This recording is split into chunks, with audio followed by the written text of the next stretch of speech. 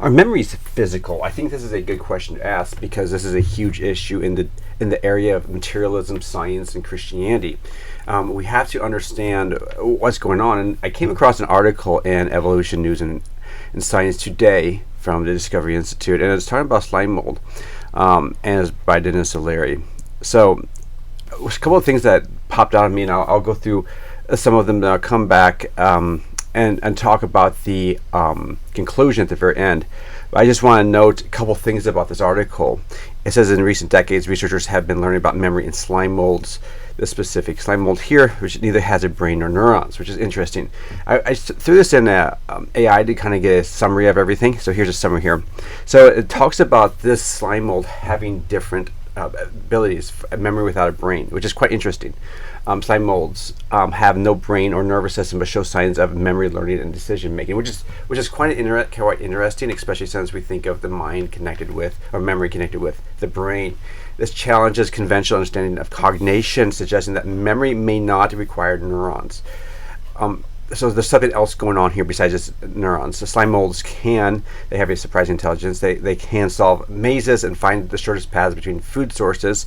I think we've known this for years, which is quite interesting. And they can avoid previously explored areas. Like, okay, if they already searched a specific area, why go back and redo that?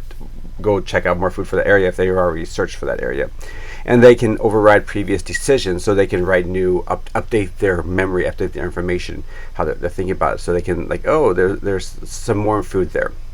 3, learning and habitation. In experiments, slime molds learn and ignore bitter but harmless substances like caffeine or quinine. After repeated exposure, a behavior called habitation displays substance-specific learning and memory decay after a period without exposure.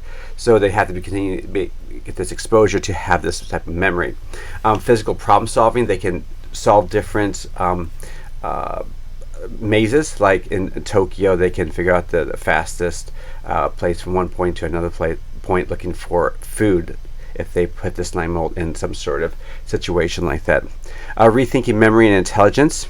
And some philosophers suggest memory can extend beyond the organism's body, interacting with environment, supporting the hypothesis of extended cognition, HEC. This challenges the idea that cognition is entirely internal or brain-based, which is interesting because there seems to be something else at play here besides just the materialism in the sense of the physical, you touch the organism. Something else is going on here.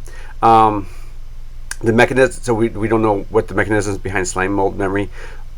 We just don't understand that very well. It's unclear how widespread non-neural cognitive abilities might be in nature. And it talks about while some slime molds learning appears limited to simple goals like food location, the behavior prompts reevaluation that constitutes intelligence and memory. So it goes into the conclusion. I just want to talk about this conclusion here from the article itself from O'Leary. And she says this.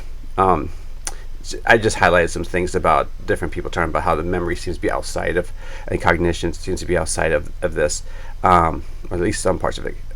Cognition.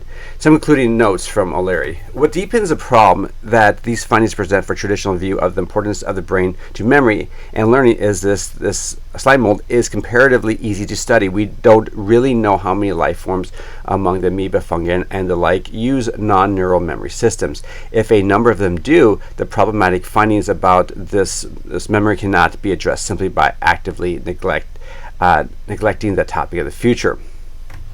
More importantly, there seems to be no consensus on exactly how polycephalum remembers things. Now, it's worth noting that the memory the researchers study concerns one sole topic, where to find food. Whatever system polycephalum is using may turn out to be poorly suited to navigating for a variety of complex needs or responses. If so, its ability to learn and remember without neurons or a brain is quite compatible with the general importance of neurons and brains for organisms that have more complex needs. What's perhaps the most interesting is the significant, and this paragraph is the most interesting to me. What's perhaps the most interesting is the significant departure from traditional assumptions in biology. If we're talking about memory as something that can extend beyond the confines of the body to involve coupled interaction with structures and environment, it is not clear that we are talking about something that is straightforwardly biotic at all. It might function more like forces in physics. That's an interesting comment. It's early days. It's early days yet, but it doesn't sound as though dogmatism is going to be biology's best friend. At least is not a new finding. That at least is not a new finding. So pretty much we need to be open to how this organism is learning and how it can figure out new pathways. I don't know. Tell me what you think below. If you're interested in following iApologia list, I do post stuff once in a while, especially on Facebook. I have a link down below to my Facebook page. I probably posted the most. YouTube probably the second. And lastly, I'm trying to consistently I don't, but I try to send out emails every once in a while. I have not been doing good at that at all. And also, I like to do more blogging, but my life has been so busy. But tell me down below what you think, what you find about this article that's interesting. And with that, talk to you later.